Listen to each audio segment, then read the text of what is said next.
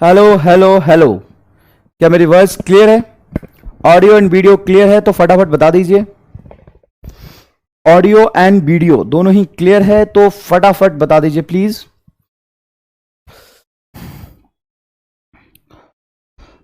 No voice? Voice तो आ रही है एकदम जोरदार। बच्चे कह रहे हैं नो वॉइस। एकदम जोरदार आवाज आ रही है यार, कैसी बातें कर रहे हो? No sound?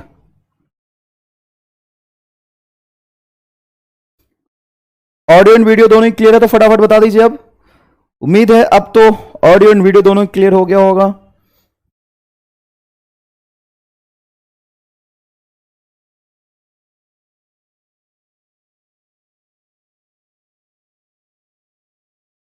Yes, voice clear है।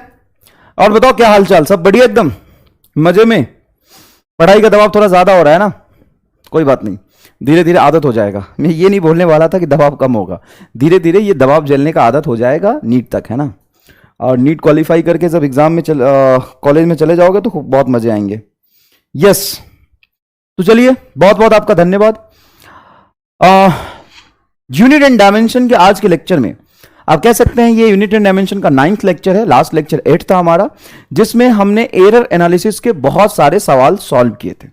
आज के लेक्चर में सबसे पहले मैं यूडीएम का जो असाइनमेंट दिया था आपको, जो भी आप डाउट पूछ रहे थे, फटाफट वो असाइनमेंट अपने साथ निकाल लीजिए। और जो भी आपने डाउट लिख के भेजा था मुझे, ये 2 4 6 10 जो भी था, वो सारे डाउट एक एक करके हम लोग डिस्कस करते हैं, ठीक है ना? ठीक है, अभी 20 जून में बहुत टाइम है बेटा। वैसे बेसिक मैथ और यूनिट एंड डायमेंशन आएगा। पेपर बहुत इजी होगा, आपको बहुत ज्यादा लेंथी क्वेश्चन करने की जरूरत नहीं है, एकदम नीट पैटर्न का पेपर होगा। और जो जितने आसान आसान सवाल मैंने कराए हैं ना, उसी तरह उसी पे बेस्ट पेपर होगा, क्योंकि वैसे भी पहला पेपर है आपका, है ना? Full length paper first paper है, तो मैं आपको पहले ही बताता हूं एकदम इजी क्वेश्चंस आएगा, एकदम इजी क्वेश्चन आने वाला है। समझ में आया कि नहीं है? यूडीएम मतलब यूनिट एंड मेजरमेंट या यूनिट एंड डायमेंशन का चैप्टर है। Basic math, trigonometry, graph, differentiation, integration, एकदम basic and unit and dimension में पूरा जो यूनिट एंड मेजरमेंट पूरा जो आपने पढ़ा है वो सारे आएगा। ठीक है, ठीक है बेटा। तो चलिए फटाफट डाउट सेंड करिए, आप फटाफट क्वेश्चन नंबर सेंड करिए मुझे फटाफट क्वेश्चन नंबर सेंड करिए, कौन से क्वेश्चन में आपको डाउट है। ठीक है बेटा, अभी टेस्ट कहां से दे, अभी तो पढ़ लेना है यार। टेस्ट कहां से दे, फटाफट डाउट बताओ, कौन कौन से क्वेश्चन में डाउट है आपको, फटाफट बता दीजिए प्लीज, फटाफट बता दीजिए। 1 to 10 में डाउट बताइए, कौन से क्वेश्चन में 1 to 10। मोस्टली पहला सवाल सारे बच्चे कर चुके हैं, मैं सारे ही सॉल्व करा देता हूं फटाफट, कोई दिक्कत नहीं है। सारे क्वेश्चन का सॉल्यूशन देख लो तुम, नो डाउट। कुछ बच्चे बोल रहे, मैं बोल रहा हूं 1 to 5, तो बच्चा बोल रहा 45, बहुत बढ़िया। फर्स्ट क्वेश्चन दिया हुआ बेटा, f is equal to 4 sine t by alpha into tan x by beta given as, then find dimension of beta by alpha. मैंने आपको बताया था कि साइन के अंदर जो थीटा होता है वो डायमेंशन लेस होता है। क्या होता है बेटा? डायमेंशन लेस होता है। तो ये भी डायमेंशन लेस है और ये भी डायमेंशन लेस है। अब दो सेम डायमेंशन वाली चीजों को तो हम इक्वेट कर ही सकते हैं, ये भी डायमेंशन लेस, ये भी डायमेंशन लेस। तो t by alpha is equal to हो जाएगा x बाई बीटा। हमें से बीटा बाई अल्फा पूछा था, तो बीटा को यहां ले आते हैं, beta by alpha is equal to हो जाएगा x by T. x by T means velocity, x by T means what? Velocity. कितने लोगों ने कर लिया था ये? कितने लोगों ने कर लिया था ये? बताइए फटाफट, फटाफट बताइए। Yes, velocity is a correct answer, velocity is a correct answer. चलिए सेकंड देखते हैं। सेकंड में अगर आपको डाउट है तो आपकी गलती नहीं है, क्योंकि ये 12th क्लास में फॉर्मूला पढ़ना होता है। फोर्स मैग्नेटिक, ये फॉर्मूला क्वेश्चन का पार्ट होना चाहिए था, मैंने नहीं दिया था तो मेरी गलती है, आपकी गलती नहीं है अगर आप सॉल्व नहीं कर पाए तो। Force, magnetic force on charge particle, हालांकि मैंने पढ़ाया था आपको, magnetic force on a charge particle is equal to Q V B. अब आपसे डायमेंशन किसका पूछा है? आपसे डायमेंशन पूछा है root under mu naught epsilon naught multiply F by Q B का। ठीक है साहब, mu naught epsilon naught root mu naught epsilon naught का डायमेंशन मैंने बताया था 1/c हो जाता है, 1 अपॉन स्पीड ऑफ लाइट। और यहां से आप ध्यान से देखें तो ये फोर्स है, ये मैंने क्या लिखा था? Force F is equal to Q V B. तो यहां से V बराबर क्या हो जाएगा? F बटा क्यू बी। तो F बटा क्यू बी, देखिए यहां पे F बटा क्यू बी को क्या लिख सकते हैं आप? वेलोसिटी। तो ये डायमेंशन लेस आ रहा है, ऊपर भी वेलोसिटी नीचे भी वेलोसिटी, तो क्या हो जाएगा? डायमेंशन लेस आ जाएगा। तो dimension less M0 L0 T0 is a correct answer. मैंने बेटा ये बताया था, अभी तक के लिए आप याद रख सकते हैं, ये बहुत बार काम आता है। C इज इक्वल टू होता है 1 upon root under mu naught epsilon naught. इसको यहां ले जाएंगे, इसको नीचे ले जाएंगे, तो root under mu naught epsilon naught speed of light के डायमेंशन के बराबर हो जाएगा। क्लियर है? चलिए question number third. Question number third देखिए, measured length of object is 10.84 centimetre. फटाफट बताइए, 10.84 centimetre. Then measuring instrument will be centimetre में।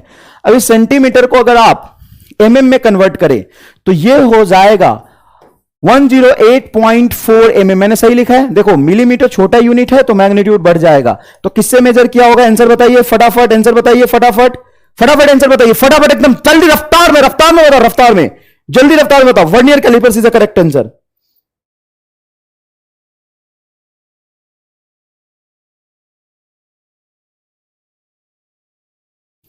एक बच्चा बोले सर हम लेक्चर प्लान के हिसाब से पीछे तो नहीं चल रहे। बेटा जो सवाल करा रहा हूं ना वो कर ले, नहीं तो जीवन में कितना पीछे छूट जाएगा ना पता नहीं चलेगा। वो टेंशन मेरा है, लेक्चर प्लान से पीछे चल रहा है तो। लेक्चर प्लान 10वीं पास नहीं किया कि लेक्चर प्लान का भाषण दे रहा है तू, गजब कर। तो यार होता है, एक आध दो लेक्चर आगे पीछे हो जाता है, कोई दिक्कत नहीं है। Vernier callipers is the correct answer. Very good, answer नहीं देना, नेता बनना है। Vernier callipers is the correct answer. ऐसे बच्चों के एग्जाम में आते हैं 5 नंबर फिजिक्स में। चलो नेक्स्ट बोलो, क्वेश्चन नंबर 4। क्वेश्चन नंबर 4 बोलो, which of the following set of physical quantity considered as a fundamental physical quantity. देखो मास, फोर्स एंड एक्सीलरेशन को हम फंडामेंटल नहीं मान सकते, क्योंकि फोर्स बराबर होता है मास इंटू एक्सीलरेशन। तो मास और एक्सीलरेशन को मल्टीप्लाई करके फोर्स डिराइव हो जाएगा, मतलब ये एक दूसरे को डिफाइन कर पा रहे हैं। Third, power, time and energy. तो बेटा ये देखो, पावर इज इक्वल टू होता है एनर्जी अपॉन टाइम। तो एनर्जी को टाइम से डिवाइड कर दोगे तो पावर आ जाएगा, इसको भी नहीं कर सकते हम।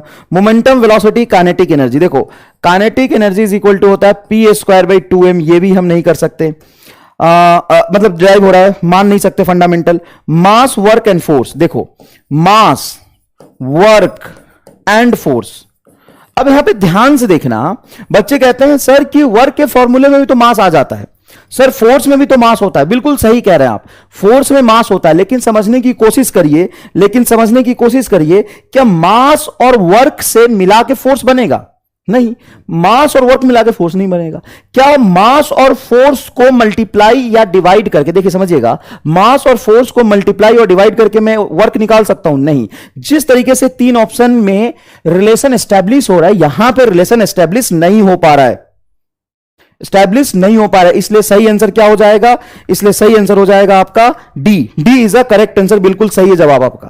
क्वेश्चन नंबर 5 बेटा, integration of velocity into dt। देखो इंटीग्रेशन का कोई डायमेंशन होता नहीं, ये हो जाएगा वेलोसिटी, डी का कोई डायमेंशन नहीं होता, टी। तो v हो गया तुम्हारा LT-1 इंटू टी का पावर 1, टी का पावर -1 कैंसिल हो जाएगा, तो जवाब आ जाएगा आपका लेंथ। फटाफट बताते चलिएगा, क्वेश्चन नंबर 5 भी सॉल्व हो गया। 6, centripetal force of object depends upon energy, length and mass. तो मास का पावर A, एनर्जी का power B, and centripetal force acting on object, mass, length, energy, length and mass. तो एनर्जी, लेंथ एंड मास का equation बना लेंगे आप, है ना। पहले मजदूरी से सॉल्व कर लिए, क्योंकि ये एग्जाम में भी सॉल्व करना आ सकता है, एग्जाम में भी सॉल्व करने के लिए आ सकता है। तो फोर्स को लिखेंगे आप M L T minus two is equal to mass का पावर ए, एनर्जी को लिखेंगे एम एल टू टी का पावर माइनस टू का पावर बी, लेंथ का पावर सी।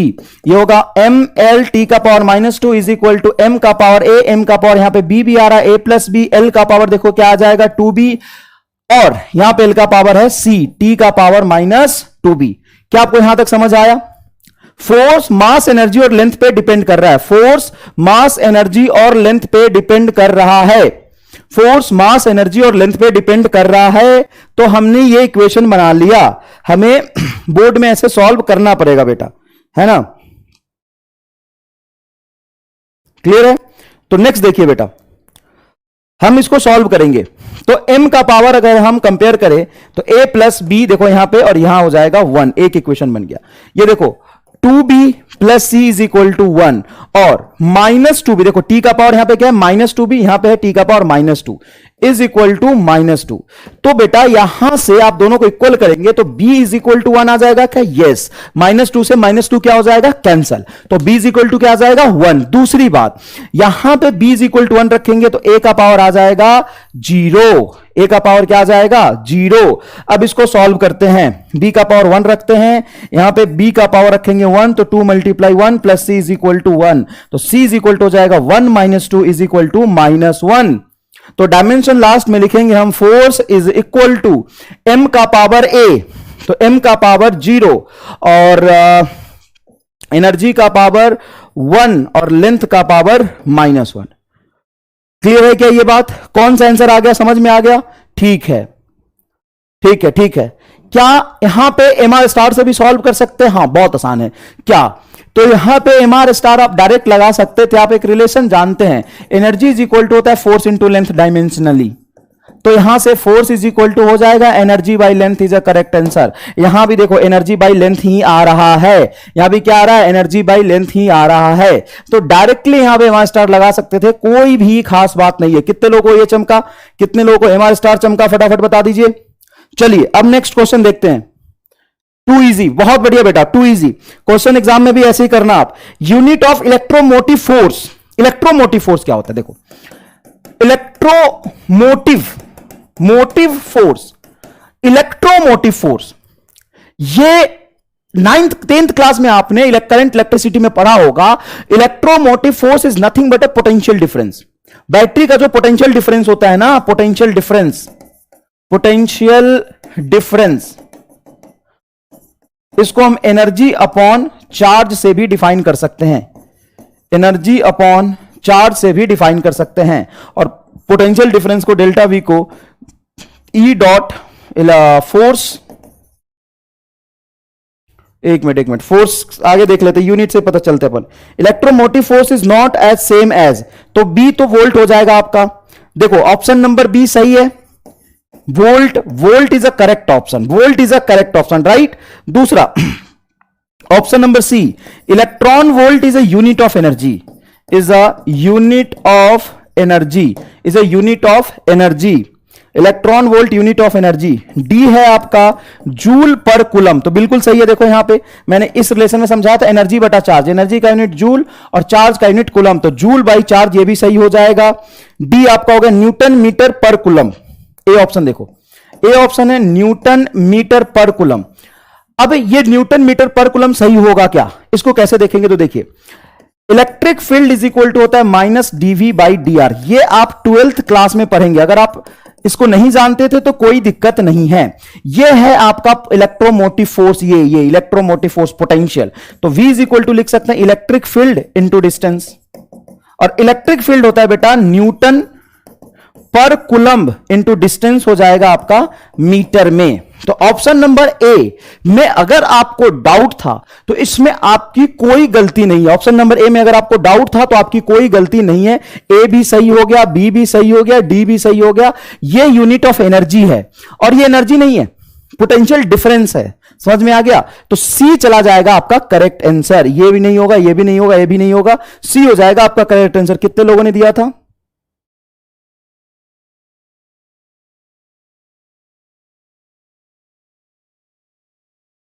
यस, न्यूटन मीटर जूल, बिल्कुल सही है। मैथमेटिकली न्यूटन मीटर को आप जूल लिख सकते हैं, कोई बुराई नहीं है, हाँ बिल्कुल लिख सकते हैं। तो न्यूटन मीटर इधर जूल आ गया, तो जूल पर कूलम, तो देखिए ये जूल पर कूलम, ये जूल पर कूलम, वोल्ट, तीनों एक ही चीज हो गया, क्योंकि पोटेंशियल डिफरेंस होता है energy by charge. Potential difference होता है एनर्जी बाई चार्ज, ये 12th क्लास में पढ़ना, अभी नहीं समझ आएगा। पोटेंशियल डिफरेंस होता है एनर्जी बाई चार्ज, तो एनर्जी हो गया जूल, चार्ज हो गया कूलम। यहां पे न्यूटन मीटर को मैथमेटिकली आप जूल लिख सकते हैं, तो ये हो गया जूल पर कूलम। या देखिए जूल पर कूलम, वोल्ट जूल पर कूलम होता है, तो तीनों सेम हो गया इलेक्ट्रोमोटिव फोर्स का। ये एनर्जी हो गया, unit of energy, unit of energy. तो ये आपका चला जाएगा सेकंड आंसर, ठीक है, ये चला जाएगा आपका सेकंड आंसर। क्लियर है?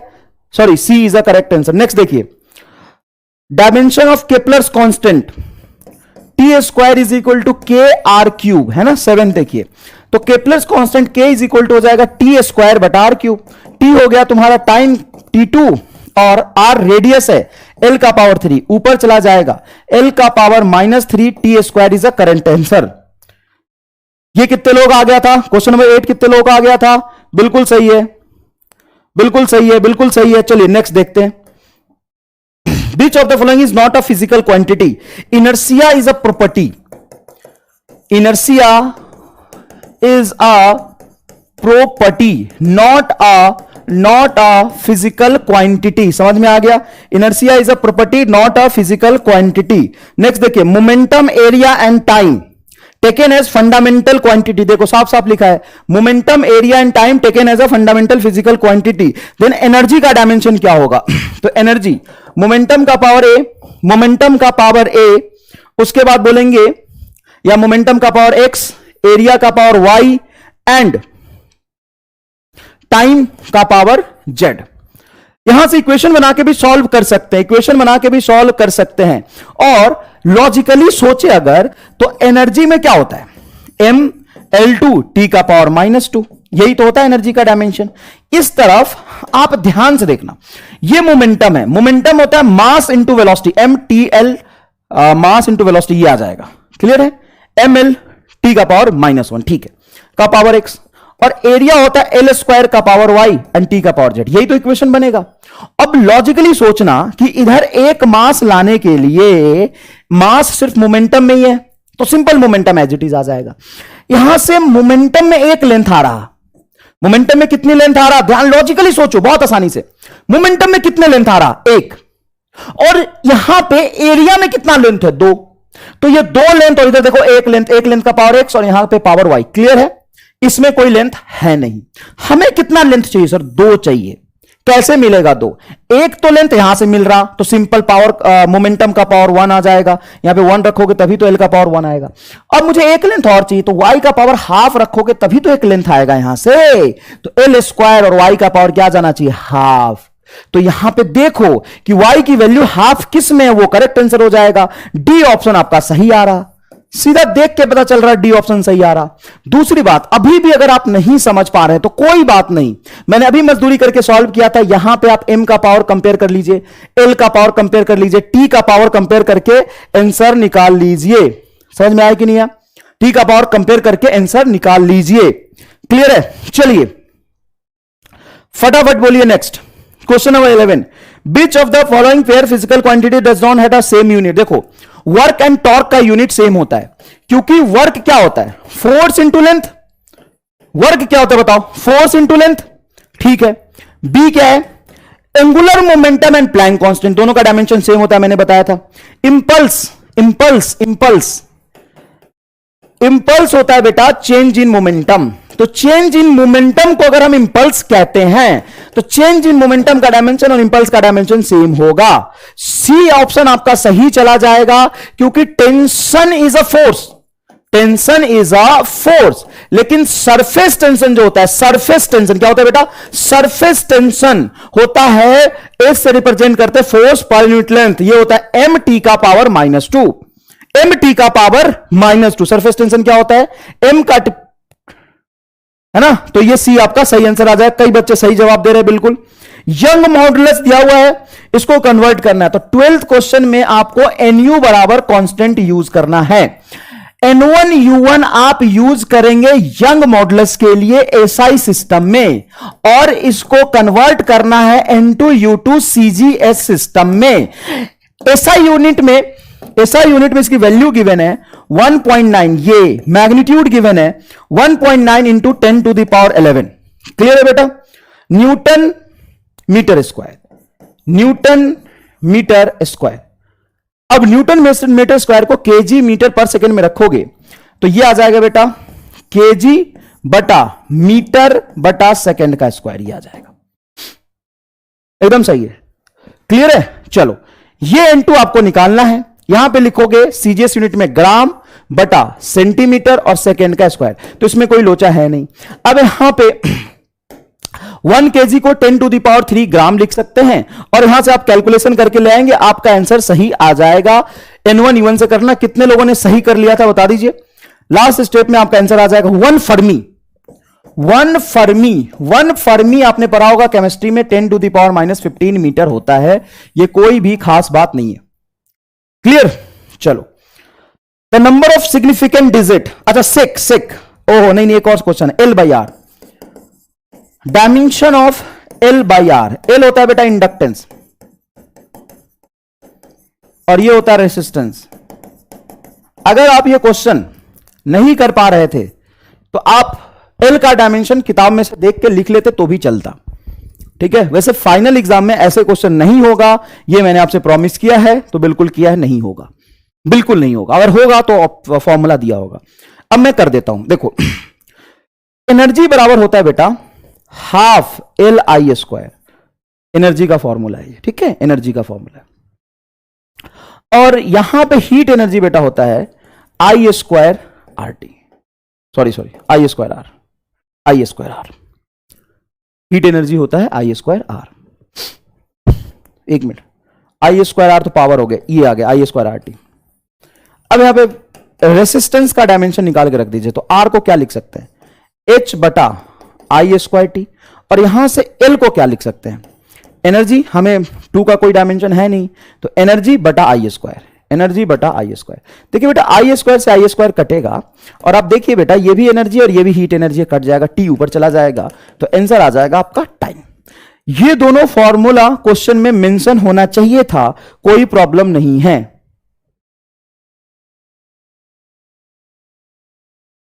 ठीक है ना? बिल्कुल, एरर एनालिसिस भी टेस्ट में होगा क्योंकि वो इसी का पार्ट है। चलिए आगे देखिए, sec is a unit of time. Sec is a unit of time, ये आपको याद रखना पड़ेगा आपसे। Parsec is a unit of distance, लेकिन sec is a unit of time. Number of significant figure in 0.0305010। Number of significant digit जब आप count करेंगे तो यहां पे कोई डेसिमल प्लेस नहीं आया है, तो इसलिए ये इनसिग्निफिकेंट हो जाएगा। ये होगा 1 2 3 4 5 6। 6 इज अ करेक्ट आंसर।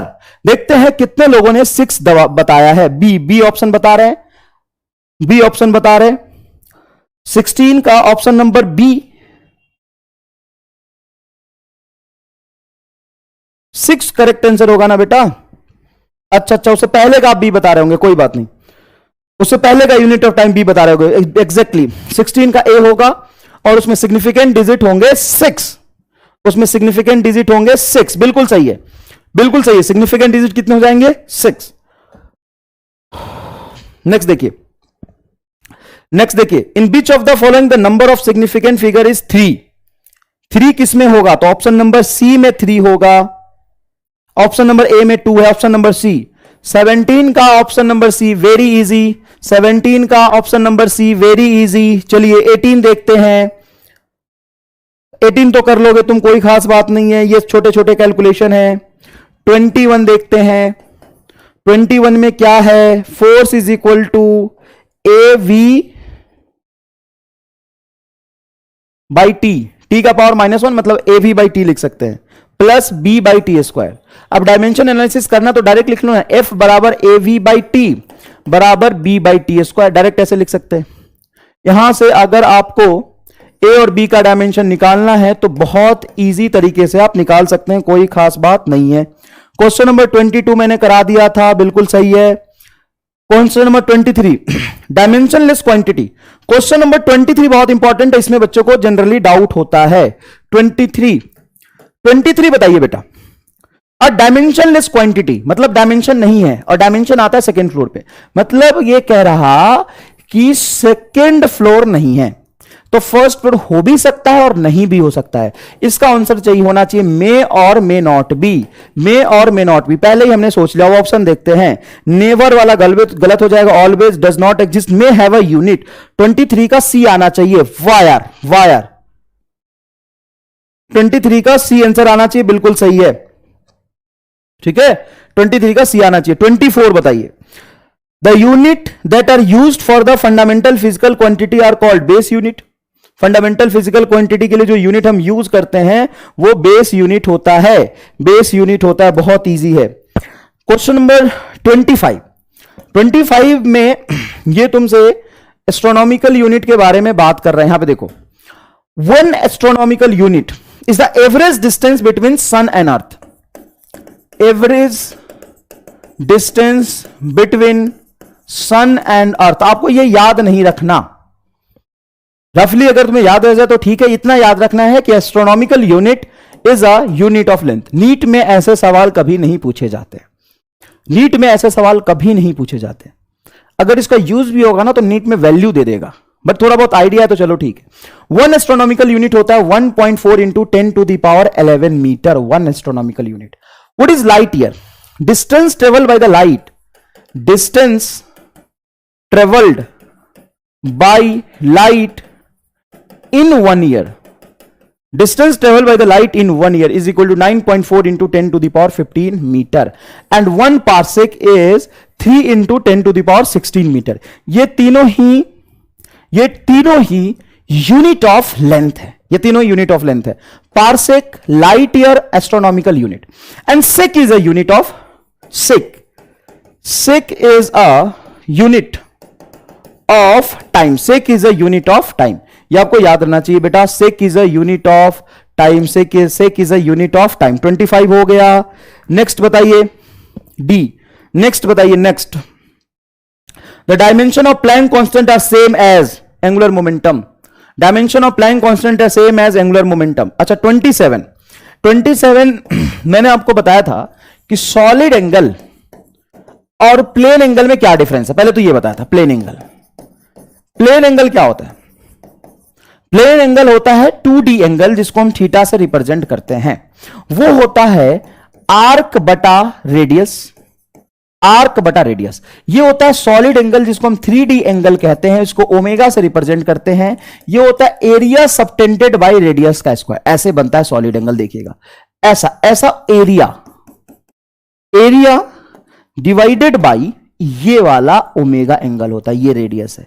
तो ऐसे ओमेगा को लिखते हैं हम लोग एरिया डिवाइडेड बाई रेडियस का स्क्वायर। समझ में आया कि नहीं है? एरिया 3 डायमेंशनल एंगल है, जैसे आइसक्रीम वाला कोन देखा होगा ना आपने, तो ये यहां से आप रिलेट करके बहुत आसानी से याद रख सकते हैं।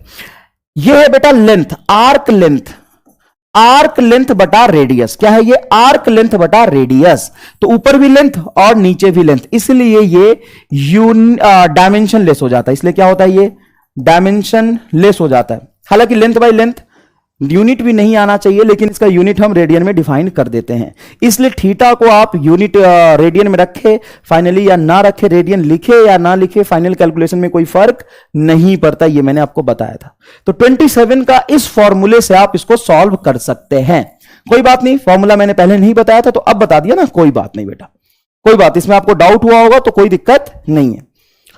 Question number 28, Which of the following relation of the displacement? Displacement मतलब पोजीशन, लेंथ, डिस्प्लेसमेंट मतलब लेंथ, नॉट करेक्ट। तो देखो ऑप्शन नंबर ए, y है आपका लेंथ, स्मॉल ए आपका एम्पलीट्यूड होता है, ये भी लेंथ है, ये सही है। साइन ये डायमेंशन लेस आना चाहिए, तो 2 pi T by capital T. देखो टाइम से टाइम कैंसिल हो जाएगा डायमेंशन, तो ये सही लग रहा। ऑप्शन नंबर बी है y is equal to A cos omega T. ये है बेटा एंगुलर फ्रीक्वेंसी। एंगुलर फ्रीक्वेंसी होता है टी का पावर -1, और ये टाइम, ये भी डायमेंशनली कैंसिल हो जाएगा, मतलब सही है। C y is equal to A by T into sine small T by A. अब बेटा यहां पे ध्यान से देखना, ये पूरा का पूरा डायमेंशन लेस हो जाएगा, ठीक है। तो left hand and right hand में डायमेंशन सेम आना चाहिए, तो y is equal to A by T. ये लेंथ है, ये आपका टाइम है और ये लेंथ है, तो डायमेंशन सेम आ ही नहीं रहा। ये एनसीईआरटी का क्वेश्चन है और मैंने क्लास में आपको कराया था, ये मैंने आपको क्लास में कराया था। कई बच्चे बोल रहे थे सर ये वाला क्वेश्चन नहीं समझ में आ रहा है। बेटा ये एग्जैक्टली मैंने क्लास में कराया था। Which of the following instrument used to measurement of length? Length को मेजर करने के लिए वर्नियर कैलिपर्स, स्क्रू गेज को स्फेरोमीटर भी कहते हैं। एटॉमिक क्लॉक साफ नाम से पता चल रहा है टाइम को मेजर करेगा, लेंथ को मेजर नहीं करेगा, तो आपका आंसर आ जाएगा atomic clock. Which of the following method used to measure distance of a planet? Parallax method.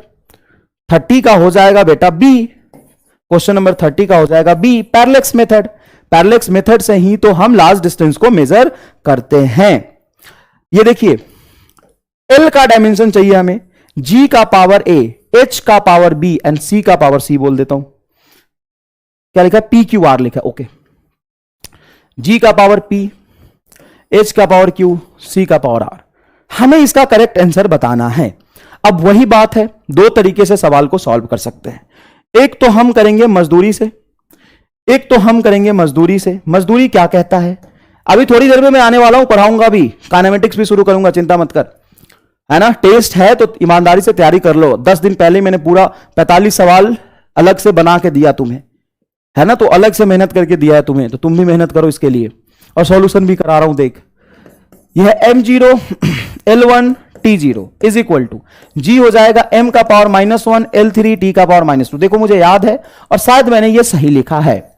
H हो जाएगा m प्लैंक कांस्टेंट, तो mL2 T का पावर -1 का पावर Q, और C होगा स्पीड ऑफ लाइट LT -1 का power R। तो यहां से आप 3 इक्वेशन बनाएंगे और उस 3 इक्वेशन को ईमानदारी से सॉल्व करके आंसर निकाल सकते हैं। सर MR स्टार भी लग जाएगा क्या इसमें? बिल्कुल लगेगा, एकदम जोरदार तरीके से लगेगा। क्या? तो आप लेफ्ट हैंड साइड में देख रहे हैं कि लेंथ का पावर 1 है, मास 0 है, मतलब इधर मास का पावर है ही नहीं कुछ, तो इधर भी मास नहीं आना चाहिए। यहां पे मास का पावर -1 है, यहां पे मास का पावर 1, देखो ना, पावर -1। अगर मैं इन दोनों को मल्टीप्लाई कर दूं, मतलब P को मैं 1 रख दूं और Q को 1 रख दूं, मान लो P और Q को 1 रख देता हूं, तभी ये G का डायमेंशन और H का डायमेंशन मल्टीप्लाई होकर मास 0 करेगा। तो कौन से ऑप्शन में ऐसा हो रहा है कि मल्टीप्लाई हो रहा है?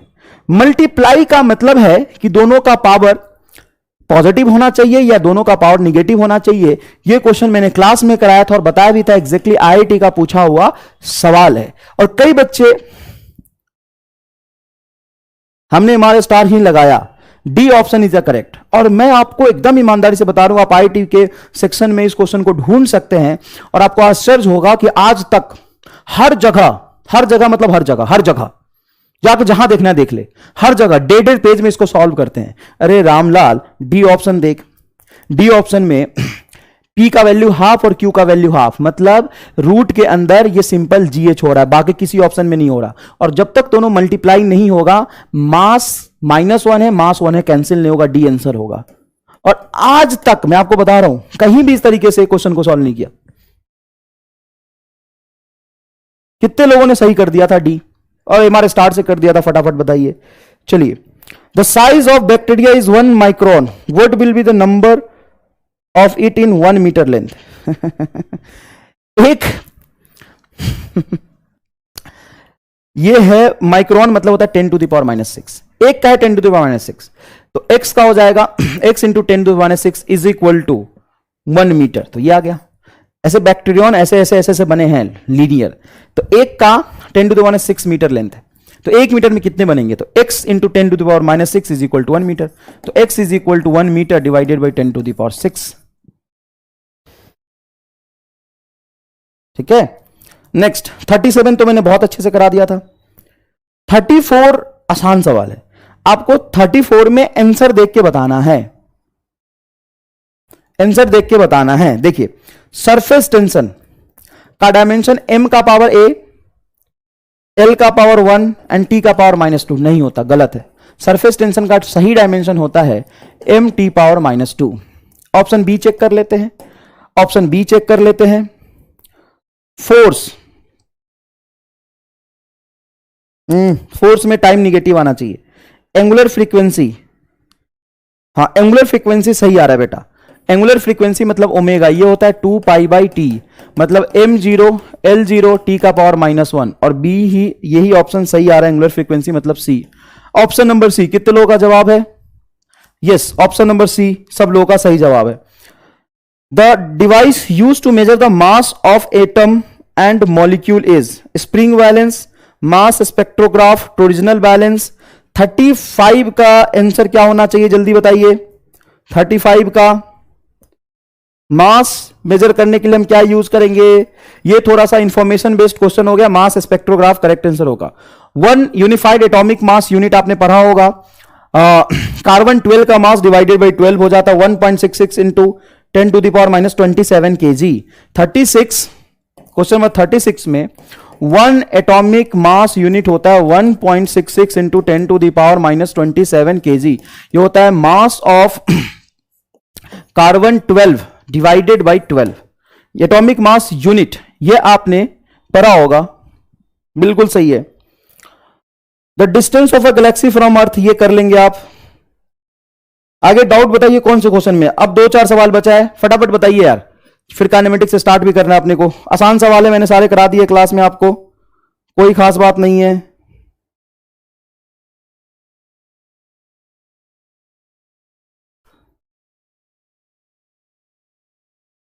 बताइए बेटा कौन से क्वेश्चन में डाउट है आपको? क्वेश्चन नंबर बता दीजिए, क्वेश्चन नंबर बता दीजिए कौन से क्वेश्चन में डाउट है। बाकी 2-4 सवाल बहुत आसान है यार, वो सारे तुमने कर लिए होंगे। बताओ। नो डाउट 44, 33 तो करा दिया यार, 44,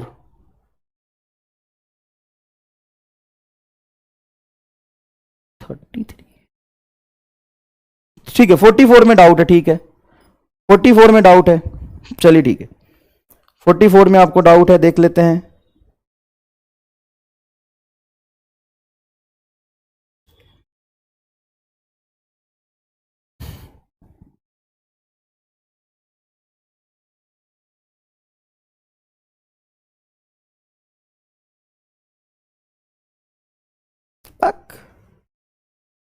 एकदम बकलोल है क्या? 37 में डाउट बोल रहा है तुम्हें ना, मतलब इतने सारे सवाल करा दिए तभी भी डाउट आ रहा है। If the value of force is 100 newton and the value of acceleration is इतना, then what is the value of mass in this system of unit? Value of mass मतलब यहां पे मास का वैल्यू पूछा है, मतलब 1 kg मास की वैल्यू पूछा है ना, मास का वैल्यू पूछा है, मास का वैल्यू। मैंने आपसे बोला था कि यूनिट और वैल्यू दोनों अलग अलग चीज है। जब वो यूनिट की बात करता है, यूनिट यूनिट की बात करता है कि नए सिस्टम में इसका यूनिट क्या होगा, तो हमेशा डायमेंशनल फॉर्मूला से आप निकालेंगे, मैंने निकाल के दिखाया था। और जैसे ही वो वैल्यू की बात करता है, वैल्यू की बात करता है, तो आप N1U1 is equal to N2U2 करेंगे। मास का वैल्यू पूछा है, मतलब 1 kg की वैल्यू पूछ रहा है, वो 1 kg की वैल्यू पूछ रहा है, N1U1 करेंगे। 44 एंड 45 लिख रहे बच्चे। 37, 38, 37 बता दिया मैंने। 38 क्या है? The distance of a galaxy from the अर्थ। मतलब गजब कर रहे हो। 38 में डाउट है ना, तो तू पढ़ना छोड़ दे, मैं सच बता रहा हूं। जिसको 38 में डाउट है ना, वो पढ़ना छोड़ दे। रामलाल तू 9th में एडमिशन ले। जिसको 38 में डाउट है, कौन था ये 38 वाला? कौन है ये 38 वाला? अभी बता दो इसको, कौन है ये? भाग गया। कृति गुप्ता। तो 9th में एडमिशन ले यार जाके। सब डिस्टेंस हमें पता है। Distance that the distance of a galaxy from the earth is order of 10 to the power 25 metre. Then time taken by light, speed of light होता है 10 to 3 into 10 to the power 8 metre per second. साहब ये भी नहीं पता कि speed is equal to हो जाएगा डिस्टेंस अपॉन टाइम। थोड़ा शर्मा शर्मा बेटा शर्मा। Time is equal to distance upon speed. शर्म कर थोड़ा सा।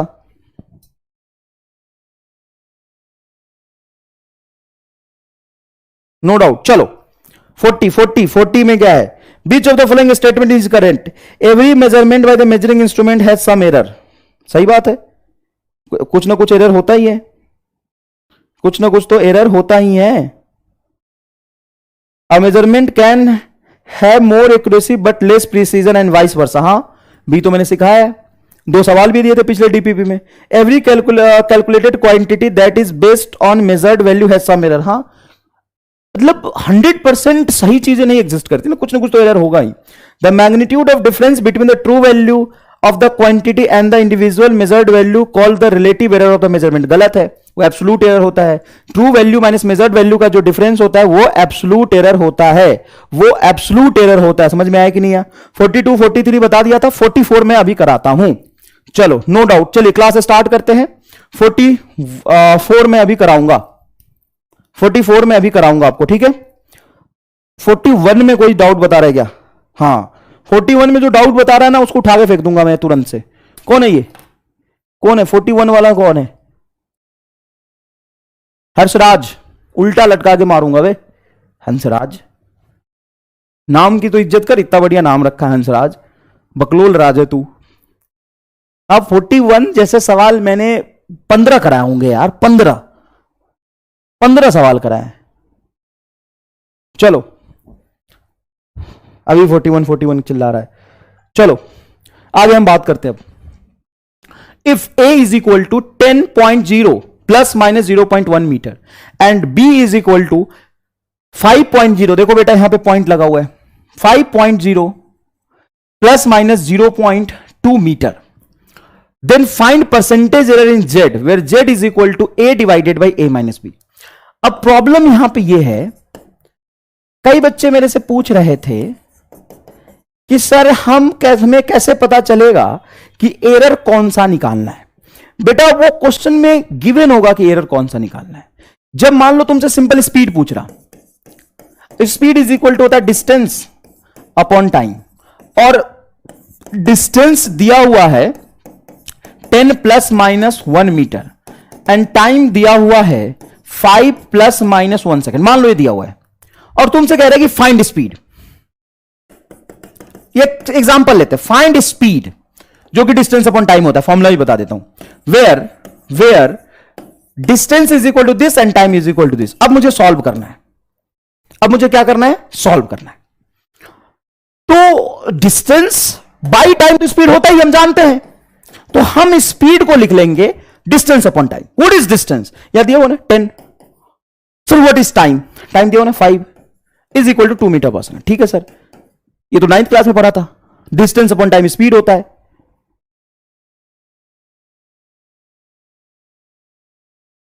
समझ में आया कि नहीं है? डिस्टेंस अपॉन टाइम स्पीड होता है, तो निकाल लिए स्पीड। लेकिन सर ये तो एरर तो निकालना है, कौन सा एरर निकालेंगे? तो या तो क्वेश्चन में मेंशन होगा एरर कौन सा निकालना है, या ऑप्शन देख क्या पता कर सकते हैं एरर कौन सा निकालना है। मान लो क्वेश्चन में लिख दिया एरर बताओ, और ऑप्शन में परसेंटेज एरर दिया हुआ है, तो परसेंटेज एरर निकालेंगे। और मान लो ऑप्शन में स्पीड ऐसे दिया हुआ है, स्पीड दिया हुआ है 2 metre per second plus minus x metre per second, तो ये जब प्लस माइनस के टर्म्स में यहां पे लिखा होता है सिंपल, तो वो बेटा एब्सोल्यूट एरर होता है।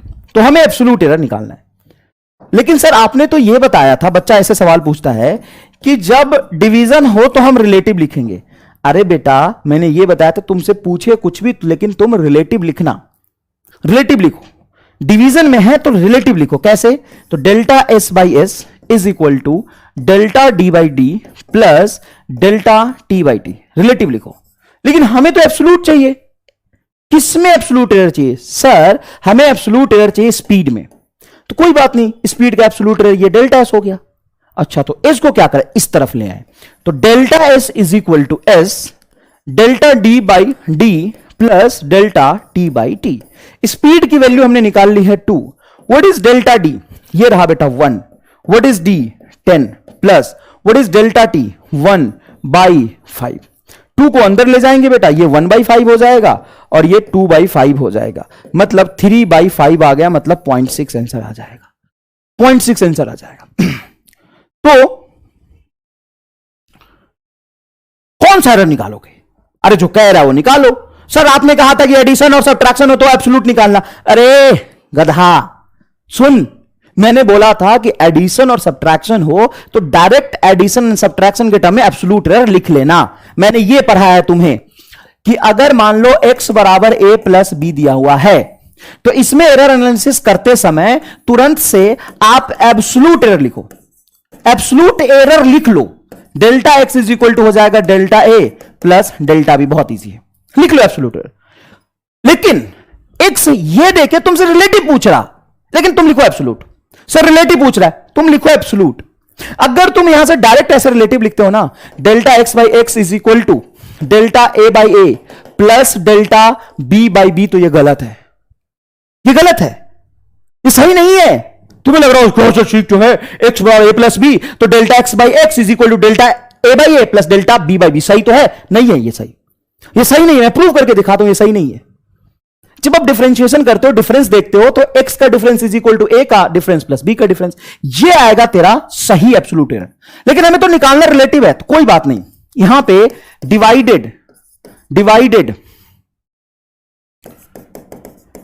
Divided by x both side, दोनों तरफ x से डिवाइड कर दो।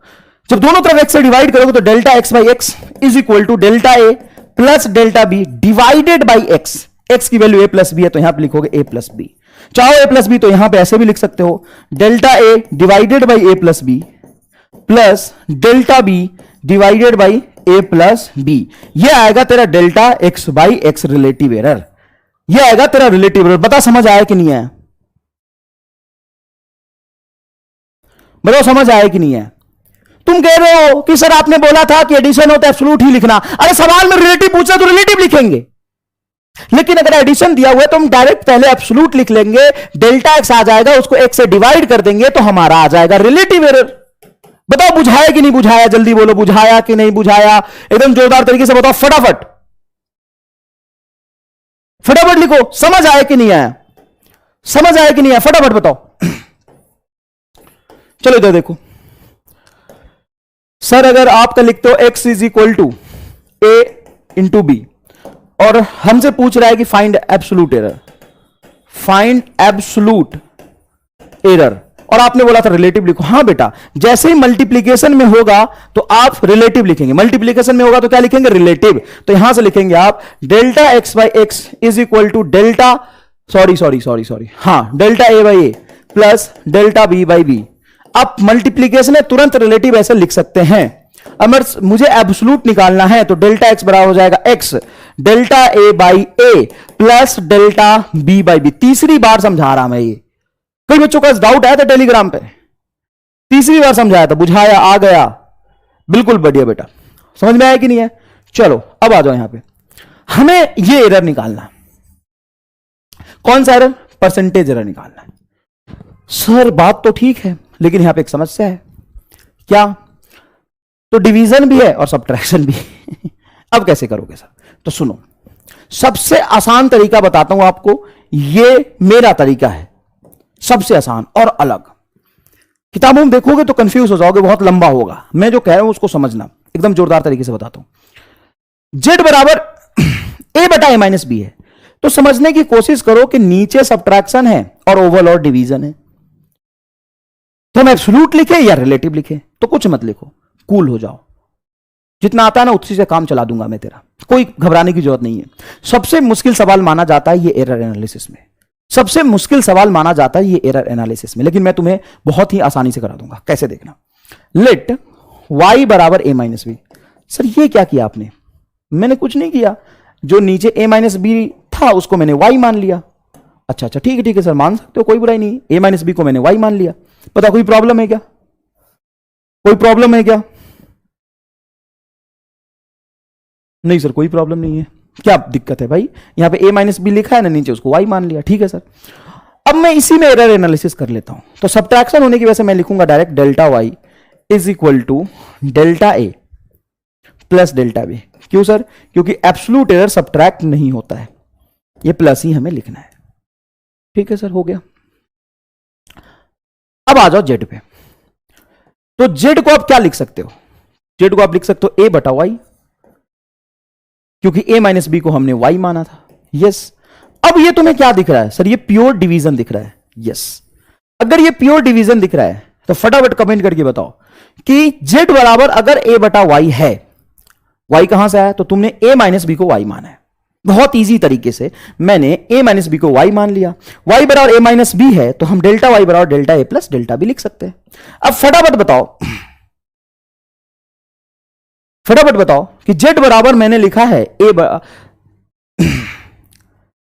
z इज इक्वल टू लिखा है बटा y, तो मैं क्या लिखूं? ये है सान्या लिख रहे रिलेटिव, और ये लिख रहा है सान्या। पीछे पीछे रह जाएगा, सान्या चली जाएगी मेडिकल कॉलेज में और तू उसके बाहर चाय का टपरी खोलेगा। यही औकात है तेरी। हाय सान्या पढ़ने के समय हाय सान्या करोगे, बाद में चाय की दुकान खोलोगे। वैसे गलती तुम्हारी भी नहीं है, भगवान ने शकल ही उसी हिसाब से दिया है। अबे तुम्हारे अगर शकल के डॉक्टर बन जाएंगे, कोई मरीज ही नहीं आएगा दिखाने, इतना खराब शकल है तुम्हारा। शकल ही जूता सिलने वाला है तेरा, तो तेरी गलती नहीं है, भगवान ने तेरा किस्मत और शकल दोनों ही जूता सिलने वाला बना के दिया है। रिलेटिव लिखेंगे तो बोलो delta Z by Z is equal to delta a by A plus delta Y by y. क्या इसमें कोई बुराई है? नहीं सर, ये तो एकदम सही लिखा है यार, क्या दिक्कत है? रिलेटिव। हाँ, अब हमें y नहीं पता, क्वेश्चन में नहीं पता था सर y आपने a माइनस बी को y माना था। अच्छा, तो जहां पे y है मैं a माइनस बी वापस लिख सकता हूं, जहां पे डेल्टा y उसको delta a plus delta b लिख देता हूं। ये मैंने जानबूझ के किया कि तुम्हें थोड़ा फील आ जाए कि आया कैसे ये। अब देखना ध्यान से, नेक्स्ट में ये रहा delta Z by Z is equal to delta A बटा ए प्लस डेल्टा वाई की वैल्यू रही, ये रही delta A plus delta B. Direct लिख देता था तो फील ही नहीं आता तुम्हें। y की वैल्यू क्या है? a minus b. ये आएगा तेरा z में रिलेटिव एरर। अब 100 से मल्टीप्लाई कर दोगे तो परसेंटेज आएगा। मैं तो बच्चों कहता हूं ये भी मत लिख, मैं बच्चों को ये भी सजेस्ट नहीं करता लिखने के लिए। पता है मैं क्या कहता हूं? मैं कहता हूं कि y बराबर a माइनस बी है, तो यही निकाल लो ना a माइनस बी की वैल्यू। कहां जा रहे हो? बोलो a बोलो 10, b बोलो 5, तो 10 माइनस 5 इज इक्वल टू 5 आ गया। क्या है? ये y की वैल्यू है। और डेल्टा प्लस डेल्टा, इसका डेल्टा ए बोलो 0.1, ये बोलो 0.2 है ना बेटा? यस, तो ये आ गया 0.3 तो डायरेक्ट यहां पे आप आइए, delta Z by Z, delta A की वैल्यू बोलिए तो देखिए ए में ये डेल्टा ए है 0.1 और आपका ए की वैल्यू है 10। वाई आर जोरदार। और डेल्टा वाई हमने निकाल लिया 0.3 और ये वाई है 5, तो ये आ जाएगा आपका 0.3 बाई 5। मल्टीप्लाई कर दीजिए इधर 100 से और इधर भी 100 से। 100 से क्यों मल्टीप्लाई कर रहे हैं? क्योंकि हमसे पूछा है percentage error in Z. Delta Z by Z तो रिलेटिव है, डेल्टा जेड बाई जेड क्या है? रिलेटिव। 100 से मल्टीप्लाई कर दूंगा, ये बन जाएगा परसेंटेज। अब इसको आप आसानी से सॉल्व कर लीजिए। समझ में आया कि नहीं है? हलवा क्वेश्चन है, बहुत बढ़िया बहुत बढ़िया, समझ में आ गया। चलो ये क्वेश्चन मैं करा दूं, आईटी 2019 का सवाल है, एयर का बढ़िया सवाल है बेटा। 7% बच्चे जवाब दे रहे, बहुत बढ़िया।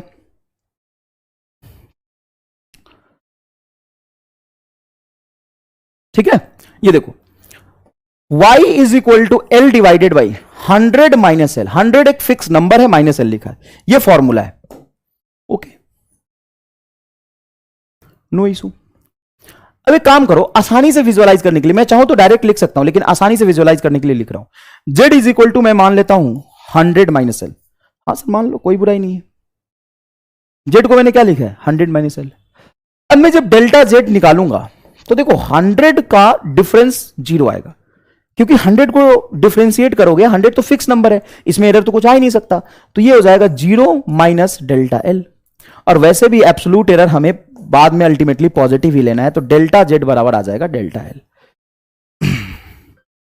आप चाहें तो कोई दिक्कत नहीं है, आप यहां से डेल्टा जेड को ऐसे भी लिख सकते हैं, delta z is equal to minus delta l, कोई दिक्कत नहीं। ये स्टेप समझ आया कि नहीं है बताओ? ये स्टेप समझ आया कि नहीं आया बताओ? आराम से देख लो, आराम से देख लो। जेड बराबर 100 माइनस एल, तो डेल्टा जेड बराबर होगा 0 minus delta L, 0 minus delta L. ठीक है सर, अब हमें इसमें परसेंटेज एरर निकालना है, तो y इज इक्वल टू लिख सकते हैं एल बटा जेड, ये हो जाएगा delta Y by Y is equal to delta L, sorry delta L by L plus delta Z by Z. 1 minute, अरे percentage error in Y, L की value इसमें दिया हुआ था, एल की वैल्यू मैंने मिस कर दिया लिखना, एल की वैल्यू यहां पे मैंने मिस कर दिया लिखना, कोई बात नहीं। जब आप दोनों तरफ 100 से मल्टीप्लाई करेंगे तो ये आ जाएगा परसेंटेज एरर इन वाई, और इधर आ जाएगा बेटा delta L by L multiply 100 plus delta Z by Z multiply 100। तो जेड की वैल्यू को आप लिख सकते हैं 100 माइनस एल, और डेल्टा जेड आ जाएगा आपका डेल्टा एल।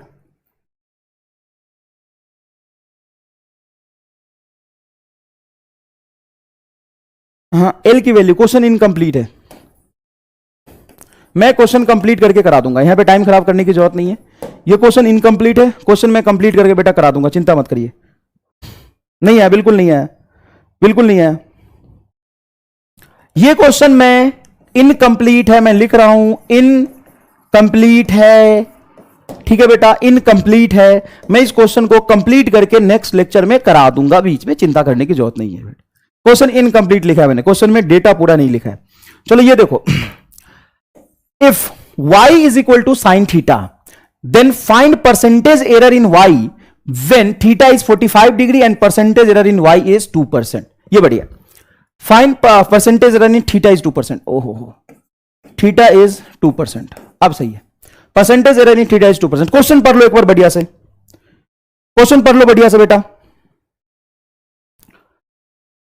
क्वेश्चन पढ़ लो बढ़िया से, इस क्वेश्चन को बढ़िया से पढ़ लो।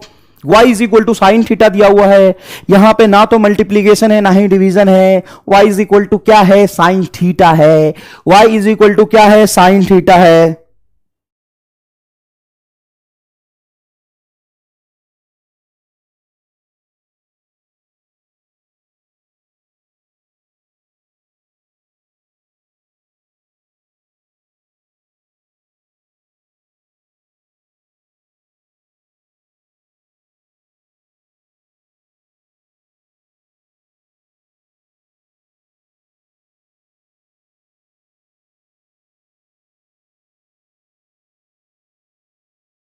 हाँ बेटा, जल्दी से सवाल पढ़िए, जल्दी से सवाल पढ़ लीजिए अच्छे से। y is equal to sine theta है, then find percentage error in y when theta is 45 degree. Percentage error y में निकालना है, जहां पे थीटा की वैल्यू 45 दिया हुआ है, तो यहां पे थीटा की वैल्यू 45 हम नहीं रख सकते, हमें y में परसेंटेज एरर निकालना है, y नहीं निकालना, y में परसेंटेज एरर निकालना है। देखिए क्या लिखा है, y is equal to sine theta लिखा है, क्या लिखा है, y is equal to sine theta. इसका मतलब है कि हमें y की वैल्यू नहीं निकालना, हमें परसेंटेज एरर निकालना है। तो सर कैसे निकालें, y is equal to sine theta, एक काम करिए, इसको डिफरेंशिएट कर दीजिए, differentiate with respect to theta. अब यहां पे एक चीज सुनिएगा, अभी तक हमने जितने सवाल किए ना वही नीट में आते हैं, ये एक सवाल बढ़िया सवाल है, स्टैंडर्ड क्वेश्चन है, चिंता करने की जरूरत नहीं है, कोई दिक्कत नहीं है। यहां पे देखिए, अब इसको डिफरेंशिएट कर दीजिए थीटा के रिस्पेक्ट में, तो क्या लिखेंगे, dy by D theta is equal to cos theta. Yes, dy by D theta is equal to cos theta, बहुत इजी है। अच्छा, इस डी थीटा को उठा के यहां रख दीजिए, तो ये हो जाएगा आपका dy बराबर cos theta into D theta, ये इक्वेशन 1 आ गया, divided by y both side, divided by y in both side. ये बहुत बढ़िया सवाल है बेटा, अच्छे से धीरे धीरे मैं स्टेप लिख रहा हूं, ध्यान से समझ के लिखिएगा। चलो, दोनों तरफ y से डिवाइड कर दीजिए, तो ये क्या बनेगा, dy by y is equal to cos theta into D theta divided by y। y की वैल्यू क्या है, साइन थीटा, सर y की वैल्यू है साइन थीटा, y की वैल्यू है साइन थीटा, क्लियर है, बढ़िया सर। तो मैं इसको कह सकता हूं relative error in y, relative error in y, ठीक है।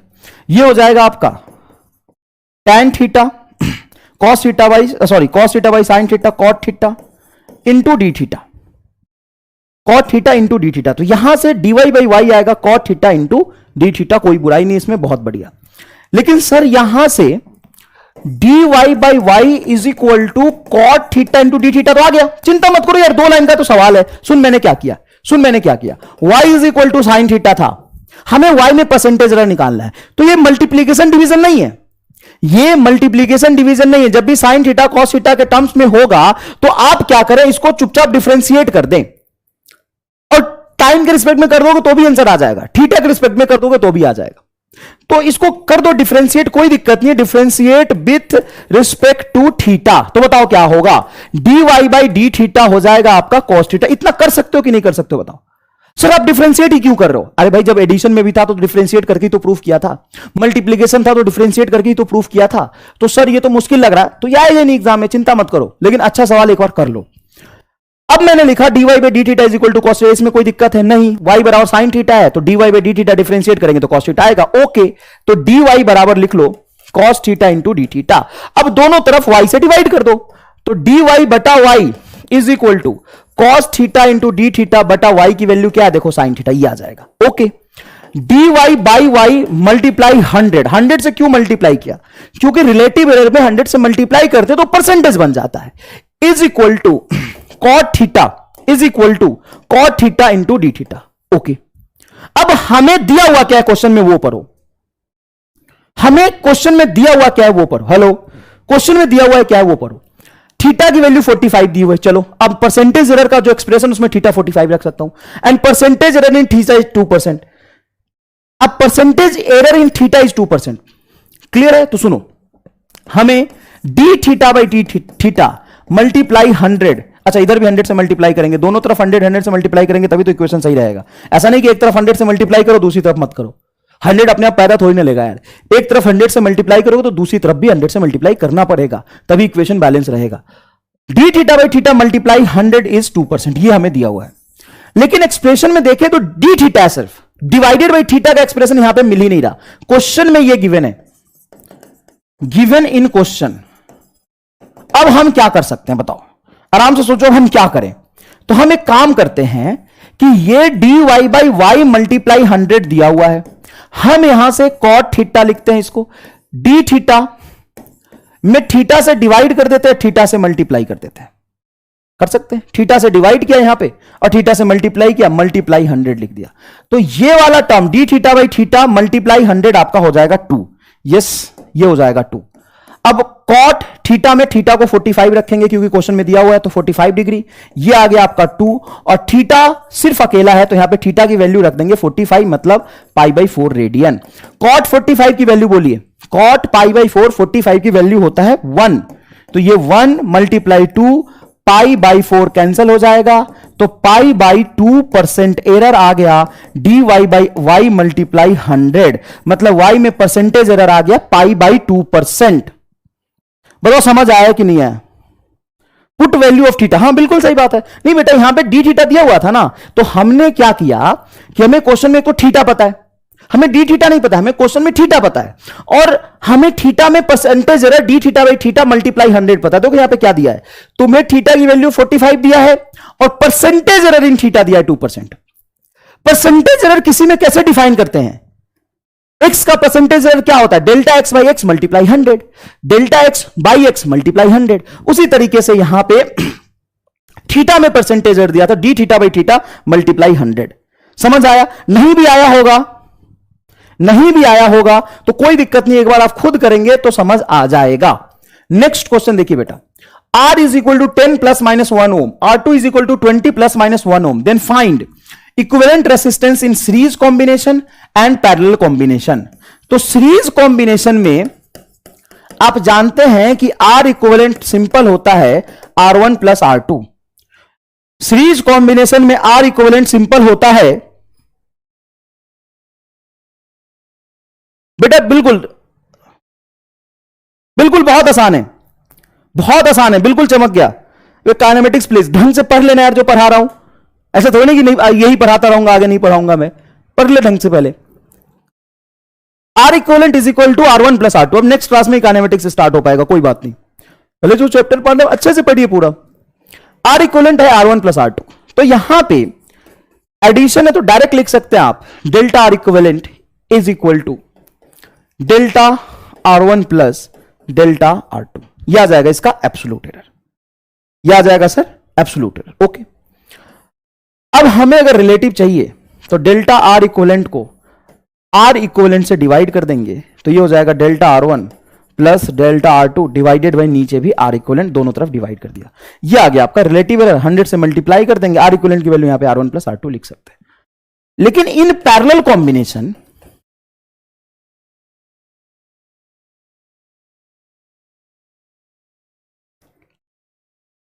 पैरेलल कॉम्बिनेशन में 1 अपॉन R इक्वलेंट हम लिख सकते हैं 1 upon R1 plus 1 upon R2। क्या दिक्कत है इसमें बताओ सर? इजी है, यही तो होता है पैरेलल कॉम्बिनेशन में। याद करो 1 अपॉन एक्स का डिफरेंशिएशन क्या होता है? 1 अपॉन एक्स का डिफरेंशिएशन क्या होता है? 1 अपॉन एक्स का डिफरेंशिएशन होता है बेटा 1 अपॉन एक्स का differentiation minus 1 upon X square, ठीक है ना। 1 अपॉन एक्स का डिफरेंशिएशन होता है माइनस 1 अपॉन एक्स स्क्वायर। तो यहां पे हम इसको डिराइव करके लाते, लेकिन इसकी जरूरत नहीं है। आप यहां से समझिएगा, ये रिजल्ट आ जाता है डेल्टा आर इक्विवेलेंट, देखो R equivalent divided by R equivalent का whole square is equal to delta R1 बटा R1 का whole square plus delta R2 बटा R2 का होल स्क्वायर। ये रिजल्ट आता है निकल के। इसको कई तरह से डिराइव कर सकते हैं, लेकिन ये आपके सिलेबस में नहीं है। आपको इस पे न्यूमेरिकल पूछा जा सकता है। अरे बाप रे, बहुत बढ़िया, log x वाई आर। ओहो 1 अपॉन एक्स का डिफरेंशिएशन मैंने पूछा, सारे बच्चे बता रहे log x वाई आर। हाँ महाबकलोल है यार। 1 अपॉन एक्स का डिफरेंशिएशन log x होता है।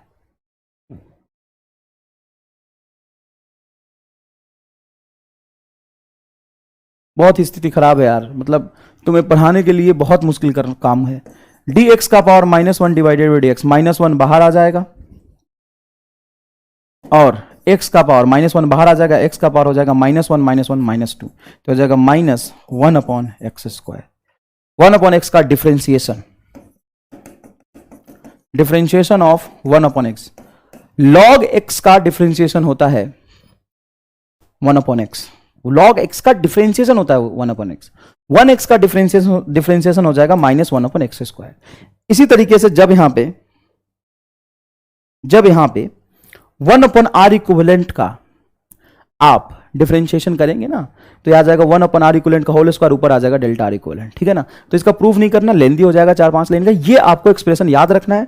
सिर्फ एरर एनालिसिस में एक ही फॉर्मूला बनता है, ये वाला, जहां पे आपको ये इस तरीके से सॉल्व करना पड़ेगा। ध्यान से देख लीजिए, आर इक्विवेलेंट का होल स्क्वायर। अब मैंने तरीका ही बता दिया है, कि हिंट भी दे दिया कि नीचे स्क्वायर क्यों आया। देखो 1 अपॉन एक्स है ना, तो याद आता है 1 अपॉन एक्स स्क्वायर। एरर में निगेटिव तो अपन रिमूव ही कर देते हैं, वैसे भी इधर भी निगेटिव आएगा, इधर भी आएगा, इधर भी आएगा, तो इग्नोर कर देंगे।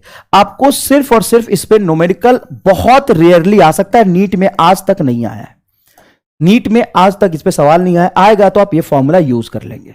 मैंने ये स्क्वायर क्यों आया इसका हिंट तो बता दिया ना बेटा, ये याद रख लेंगे। डेल्टा आर इक्विवेलेंट बटा आर इक्विवेलेंट का whole square is equal to delta R1 बटा R1 का होल स्क्वायर डेल्टा R2 बटा R2 का होल स्क्वायर। तो यहां से आप लिख सकते हैं डेल्टा आर इक्विवेलेंट बटा आर इक्विवेलेंट का स्क्वायर था, तो एक आर इक्विवेलेंट को उधर ले जाएं, तो आर इक्विवेलेंट डेल्टा R1 बटा R1 का स्क्वायर प्लस डेल्टा R2 बटा R2 का स्क्वायर। ये एक्सप्रेशन बन जाएगा। सर ये आर इक्विवेलेंट में से, आर इक्विवेलेंट के स्क्वायर में से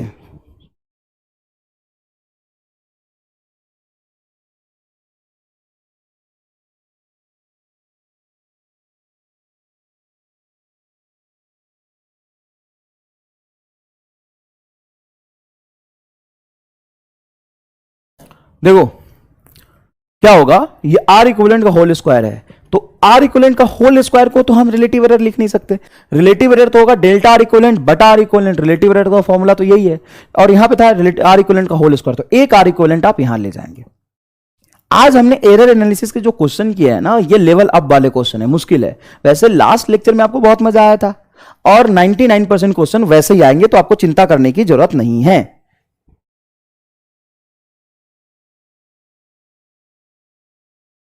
समझ में आया कि नहीं आया? चमका कि नहीं चमका बताओ? ये समझ आ गया बेटा? ये समझ आ गया? कर लोगे? एक क्वेश्चन है बस यहां पे, ऐसे कर लो। ये है आपका क्वेश्चन नंबर 44, जो वहां पे मैंने प्रैक्टिस सेट में दिया था, असाइनमेंट में दिया था, उसका solution. The period of oscillation of a simple pendulum t is equal to 2 pi root under L by ji.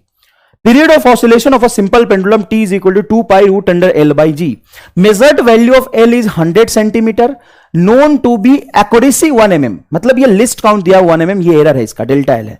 And time of 100 oscillation of pendulum is found to be 50 second using watch of resolution 1 second. मतलब ये watch का least count है। What is the accuracy of measurement of G? ये question number 44 है बेटा, ये question number है 44। देखो अब हमें टाइम पीरियड का फॉर्मूला पता है, T is equal to 2 pi root under L by g. मैंने सबसे पहले एरर एनालिसिस में आपको यही बताया था, एरर एनालिसिस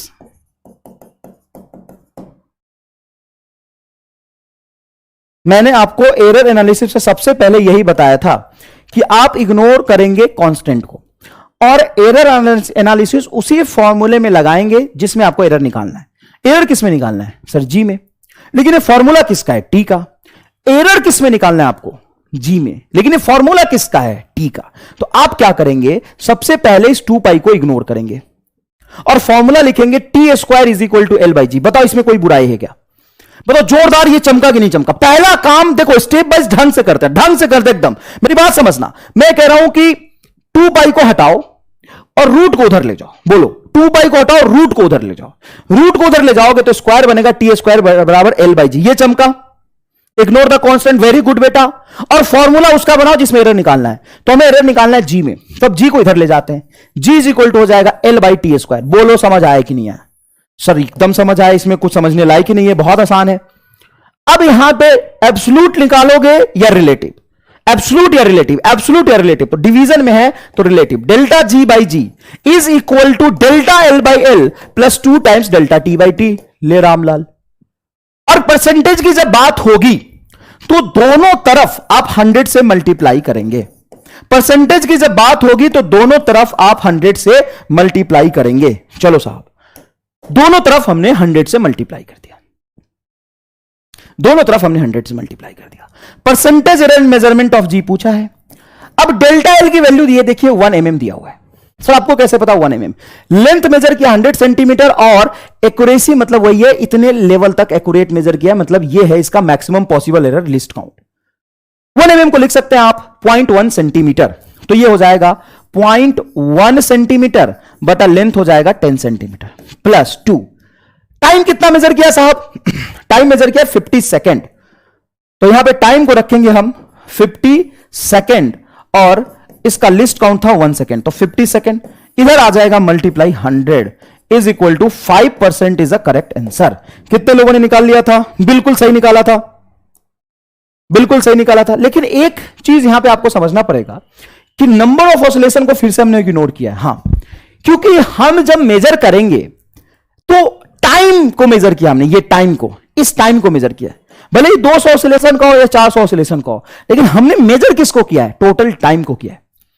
तो इसलिए हम टोटल टाइम पुट करेंगे, टाइम पीरियड पुट नहीं करेंगे। आपको यह भी पहले भी सवाल मैंने कराया था जिसमें मैंने कहा था कि नंबर ऑफ ऑसिलेशन को, इस तरह के सवाल में जब एरर निकालें तो नंबर ऑफ ऑसिलेशन को आप क्या करेंगे? इग्नोर करेंगे। नंबर ऑफ ऑसिलेशन को क्या करेंगे? इग्नोर करेंगे। ठीक है बेटा, नंबर ऑफ ऑसिलेशन को क्या करेंगे? इग्नोर करेंगे। ठीक है,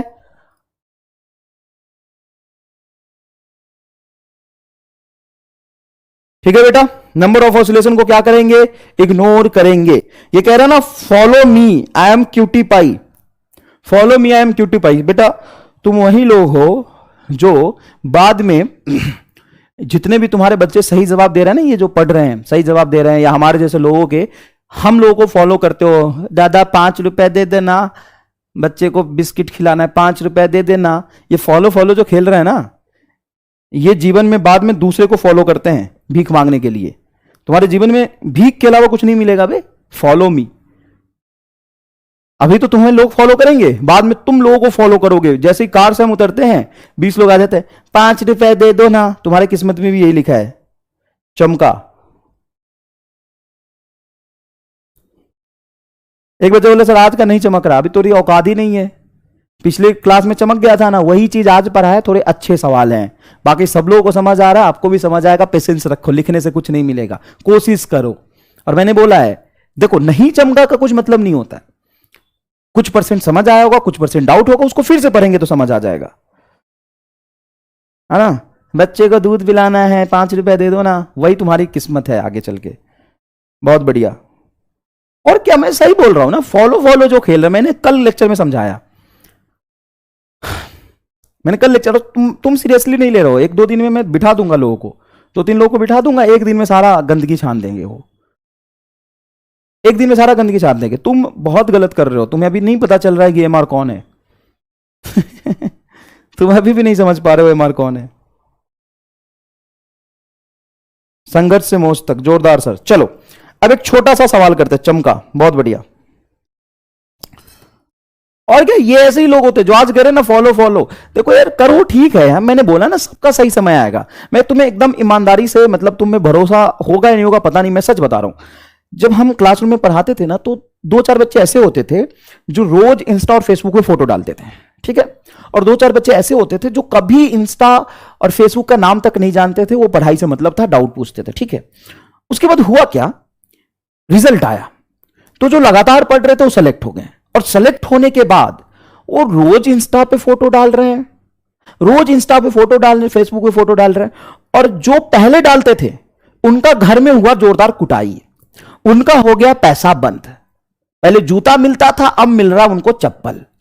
पहले शर्ट मिलता था, फुल पैंट मिलता था, अब उनको हाफ पैंट भी घर वाले नहीं दिला रहे। अब वो हाफ पैंट में फोटो डालेंगे फेसबुक पे तो कैसा लगेगा, एकदम फकीरों वाली और भिखमंगों वाली हालत हो जाती है उनकी। जो ढंग से पढ़ के सक्सेसफुल नहीं हो पाते हैं, उनका हालत कैसा हो जाता है, भिखारी टाइप। और जो पहले भिखारी टाइप रहता है, खूब मेहनत करता है, कॉलेज में जाने के बाद खुद जोरदार फोटो डालता है। दूसरी बात, जब तुम किसी मतलब नानकपुर तुम्हारा घर है, वहां पे गांव में, वहीं से फोटो खींच के डाल रहे हो, 4 साल बाद तुम सेलेक्ट नहीं होगे, नानकपुर में ही रहोगे, वहीं से फोटो डालते रहोगे। जो सेलेक्ट हो जाएगा वो आएगा दिल्ली एम्स में, मौलाना आजाद में, वो वहां से फोटो डालेगा। फिर लेवल देख रहे हो, तो वही कल्लू राम के हलवाई की दुकान पे फोटो डालता रह जाएगा। तो फॉलो मी क्या खेल रहा है यार, मैं तुम्हें सच बता रहा हूं, और ये फैक्ट बता रहा हूं एकदम। जो बच्चा फेसबुक का नाम तक नहीं जानता है, मैं आज जब एक बार इंस्टा पे लाइव आया, मेरे मौलाना आजाद के 2-3 बच्चे, कई बच्चे बोल रिक्वेस्ट भेजने लगे, एक को मैंने ऐड किया, बाद में 20 बच्चों ने मैसेज भेजा, सर आपने हमें ऐड नहीं किया। यार तुम लोग तो बड़े शरीफ हुआ करते थे। तो सर शरीफ तो पढ़ते टाइम थे ना, अब कॉलेज में थोड़ी ना शरीफ रहेंगे, तो कॉलेज में जाके बिगड़ने का टाइम होता है। और तुम मेरे से पूछना ना कि बताओ सर कॉलेज में कैसे बिगड़ते हैं, मैं बताऊंगा। मैं भी बिगड़ा हुआ था। फर्स्ट सेमेस्टर में 4 पेपर में से 3 पेपर में बैक थे मेरा AIR रैंक 4 था, ठीक है। जोरदार मेहनत करके सेलेक्ट हो गया। उसके बाद फर्स्ट सेमेस्टर में 4 पेपर में से 3 पेपर में मेरा बैक था। नहीं पढ़ा, मजे किए। सर कैसे करते हैं, पहले सेलेक्ट हो जा, फिर मैं बताऊंगा जीवन में मजे कैसे लेने हैं। अभी जो तू मजे ले रहा है ना, वो लेवल ही नहीं है, तुम्हें पता ही नहीं मोक्ष क्या होता है कॉलेज वाला। वहां पे ना तो घर वाले होंगे, ना कोई अटेंडेंस का लोचा होगा ज्यादा, वहां के मजे ही अलग है। मेरे से पूछना ना सर कैसे कैसे करते हैं, मैं बताऊंगा, सब कुछ बताऊंगा। एक बार सेलेक्ट हो जाना ना, फिर फोन करना, बताता हूं। दोस्त बन गए मेरे, 2016 के बच्चे हैं, मैं जाता हूं मौलाना आजाद में तो फोटो मिल जाएगा मेरा, उनके साथ में घूमता हूं, बैठता हूं, दोस्त बन जाते बच्चे। 2017 में मेरा सेलेक्ट हुआ था, पढ़ाया हुआ बच्चा, पहले वो मौलाना आजाद में है, वो मतलब दोस्त जैसा बात करता है, सारी बातें शेयर करता है। तो करना बेटा, करना, सब कुछ करना, मैं बताऊंगा कैसे कैसे करना है, पूरे बिगड़ने के हर कला बताऊंगा, लेकिन सही समय पे, ठीक है, अभी नहीं, सब बताऊंगा भाई। अच्छा एक बात बता, मान ले ये रामलाल है, कौन है ये, रामलाल है। रामलाल बैठ गया ट्रेन में, बिहार से रामलाल बैठा, ये रामलाल है, ये ट्रेन है, बिहार से रामलाल बैठा कोटा के लिए, कहां जाना चाह रहा, आपका नंबर नहीं है सर, ले लेंगे ना, पहले सेलेक्ट हो जाए फिर नंबर दे दूंगा, क्या चिंता कर रहा है, टाइम आने दे, सब बताऊंगा। पहले जरूरी जो चीज है ना, वो सही समय पे सही चीज करो। हाँ, अब पॉजिटिव कमेंट आ रहा है, अरे मौज कर दी, वाह सर मौज कर दी, बहुत बढ़िया। चल इधर देख, रामलाल बैठा ट्रेन में बिहार में, मुजफ्फरपुर जंक्शन पे रामलाल बैठा ट्रेन में, और उसको जाना कोटा पढ़ाई करने, है ना, उसको कहां जाना, मतलब ऐसे एग्जांपल ले लिया, उसको कहीं नहीं जाना, अब तो घर में ही रहना है, मान लो ये एग्जांपल बहुत पुराना है इसलिए। तो अब रामलाल पहली बार जा रहा, कोटा पटना में बैठा रामलाल, कोटा पटना लेट चलती है, ट्रेन है कोटा पटना, 26 घंटे की इसकी रनिंग है 26 घंटे की इसकी रनिंग है, और ये 30 घंटे लेट चलती है। बता मजेदार बात, इसकी 26 घंटे की रनिंग है और ये ट्रेन 30 घंटे लेट चलती है, 2-2 दिन 3-3 दिन लेट पहुंचती है ना। चलो देखो, अब रामलाल बैठा पटना कोटा में बिहार में, अब उसको जाना कोटा पढ़ने। अब वो पहली बार जा रहा, कहां जा रहा, पहली बार जा रहा। अब उसको पता नहीं चल रहा कि ट्रेन इतनी लेट हो गई, उसको समझ ही नहीं आ रहा कि हम कब पहुंचेंगे। तो उसने इस कल्लू से पूछा, अरे कल्लू भाई when Kota will come, when Kota will come, Kallu भाई कोटा कब आएगा। क्या पूछा, कल्लू भाई कोटा कब आएगा।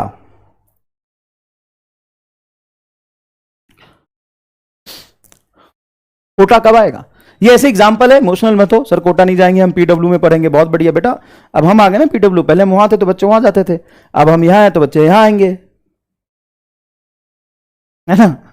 तो देखो इधर, व्हेन कोटा विल कम, अब यहां पे समझने वाली बात है, वो थोड़ा सा ध्यान से सुनना।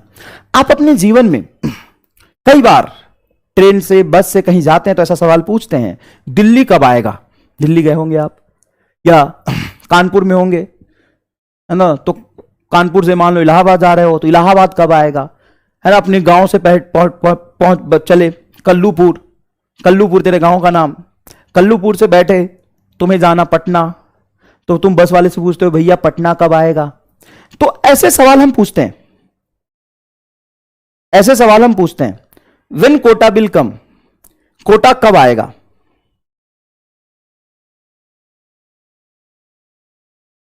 ठीक है,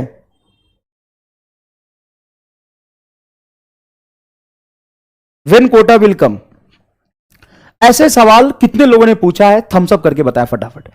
ऐसे लोगों ने कितने लोगों ने ऐसे सवाल पूछा है, when Kota will come, Kota कब आएगा। ऐसे सवाल हम जनरली पूछते हैं कि कोटा कब आएगा। लेकिन मेरा कहना यह है, फटाफट थम्स अप करके बताइए कितने लोग ऐसा पूछते हैं, कोटा कब आएगा, पटना कब आएगा, मुजफ्फरपुर कब आएगा, है ना, दिल्ली कब आएगा। कितने लोगों ने ऐसा सवाल पूछा है, बिल्कुल पूछा है। अब मेरी बात सुनो, मैं जो पूछना चाह रहा हूं, आप कोटा जा रहे हो कि कोटा आप तक चल के आएगा, क्या यह पूछना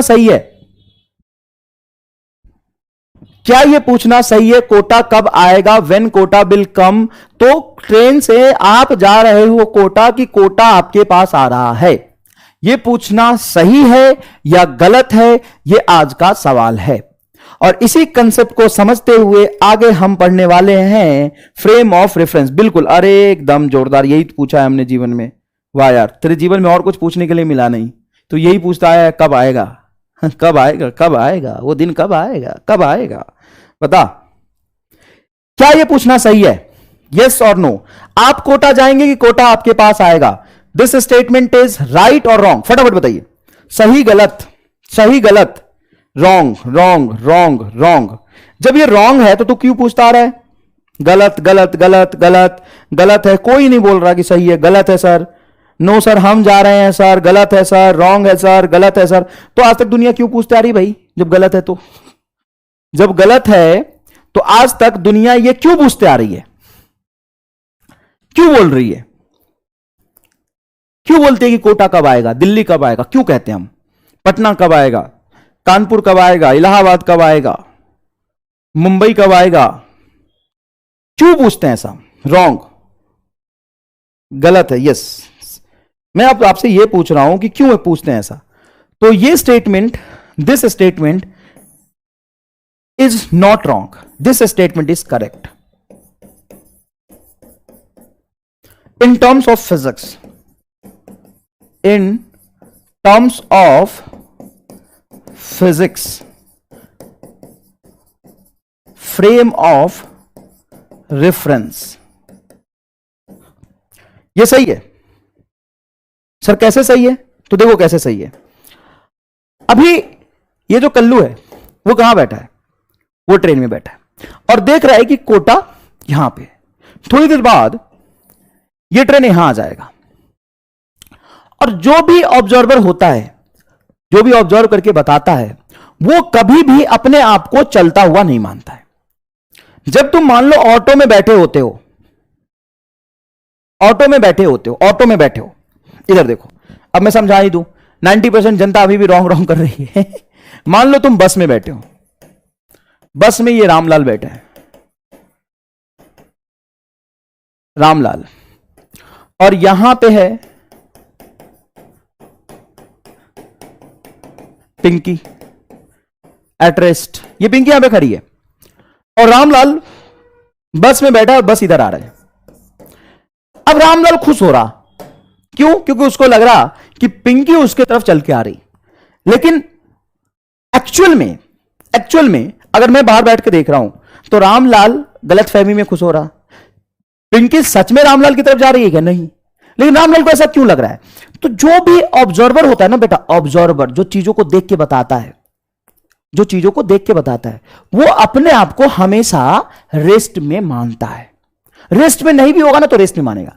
अब ये खिड़की से झांक के पिंकी को देख रहा, अब ये अपना होश खो बैठा कि ये कहां है, बस में है कि ट्रेन में है कि अपने घर में खो बैठा, वो पिंकी को देख रहा है। अब ये धीरे धीरे आगे जा रहे, असल में तो चल ही रहा है लेकिन अपने आप को ये रेस्ट में मान रहा है, क्योंकि ऑब्जर्वर कोई भी ऑब्जर्वेशन अपने आप को रेस्ट में मान के देता है। तो जैसे उसने पिंकी को देखा, उसको लगा पिंकी मेरे पास आ रही, लेकिन पिंकी तो ये रेस्ट में खड़ी थी। अब ये चला गया, अब रामलाल दुखी हो गया। अब इसको लग रहा है कि पिंकी में से दूर जा रही, लेकिन असल में पिंकी कहीं नहीं जा रही। इसको लग रहा है, क्यों लग रहा है? क्योंकि ये बस में बैठा है लेकिन अपने आप को रेस्ट में एज्यूम करके ही ये ऑब्जर्वेशन लेता है। क्या करता है? अपने आप को रेस्ट में एज्यूम करके ही ऑब्जर्वेशन लेता है। इसी तरीके से यहां आप समझने की कोशिश करिए,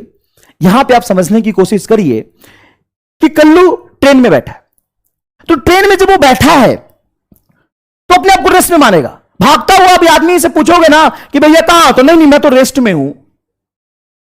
फिजिक्स की भाषा में जब हम किसी चीज को ऑब्जर्व करते हैं या मेजरमेंट करते हैं या ऑब्जर्वेशन लेते हैं, तो जो लेता है, जहां से हम ऑब्जर्वेशन लेते हैं, जिस जगह पे बैठ के या जो लेता है, वो अपने आप को रेस्ट में मानता है। भाग रहा होगा, उसे कुछ पूछोगे भैया कहां, नहीं मैं तो रेस्ट में, दुनिया चल रही, हम नहीं चल रहे हैं। तो जब पूछोगे कल्लू से कि कोटा कितनी देर बाद आएगा, तो ये ऑब्जर्वेशन लेगा, बोलेगा कोटा दूर है, और 4 घंटे बाद कोटा के अंदर आ गया, तो ये अपने आप को चलता हुआ नहीं मानेगा। ये बोलेगा कि कोटा पहले दूर था, अब कोटा पास आ गया, मतलब कोटा चल के आया, मैं नहीं चल के नहीं गया। तो जो ऑब्जर्वर होता है, फ्रेम ऑफ रेफरेंस होता है, वो हमेशा अपने आप को कहां मानता है? रेस्ट में ही मानता है। कहां मानता है अपने आप को? हमेशा रेस्ट में ही मानता है। समझ में आया कि नहीं आया? चलो, केमिस्ट्री क्लास है, बिल्कुल मैं समझ रहा हूं। तो क्या तुम्हें यह समझ आया कि यह स्टेटमेंट सही है फिजिक्स के रिस्पेक्ट में? नॉर्मल ढंग से सोचो तो तुम्हें लग रहा है तुम ही कोटा जा रहे हो, बिल्कुल तुम कोटा जा रहे हो, गलत नहीं है। बाहर से कोई बैठ के देखेगा तुमको, उसको यही लगेगा कि तुम कोटा जा रहे हो, लेकिन अंदर बैठ के अगर तुम ऑब्जर्वेशन लेते हो, अंदर वाले आदमी से पूछते हो, तो अपने आप को रेस्ट में मानेगा, वो चलता हुआ नहीं मानेगा। अभी वो कोटा से दूर है और कोटा के अंदर आ गया, मतलब उसके लिए कोटा चल के आया। जब तुम ट्रेन में बैठे होते हो तो तुम्हें लगता नहीं कि पेड़ पौधा सब चल रहा है। ट्रेन में बैठ जाओ, दुनिया भुला के, और किसी पेड़ को देखो, तुम्हें लगेगा कि वो पेड़ पीछे जा रही है। तो फिजिक्स की भाषा में हम यही कहते हैं कि वो पेड़ ही पीछे जा रही है। रामलाल ट्रेन में बैठा, उसके रिस्पेक्ट में। समझ में आया कि नहीं है? बोलो, ये चमका कि नहीं चमका, बताओ फटाफट। अब यहां से काइनेमेटिक्स में खूब मजे आने वाले हैं, कोई दिक्कत नहीं, बढ़िया मजा आएगा। यस, ठीक है बेटा। तो हम नेक्स्ट लेक्चर में मिलते हैं, और नेक्स्ट लेक्चर में फिर से एकदम फ्रेश स्टार्ट करेंगे काइनेमेटिक्स। नेक्स्ट लेक्चर में ही स्टार्ट करेंगे हम लोग काइनेमेटिक्स। ठीक है? जय हिंद, जय भारत।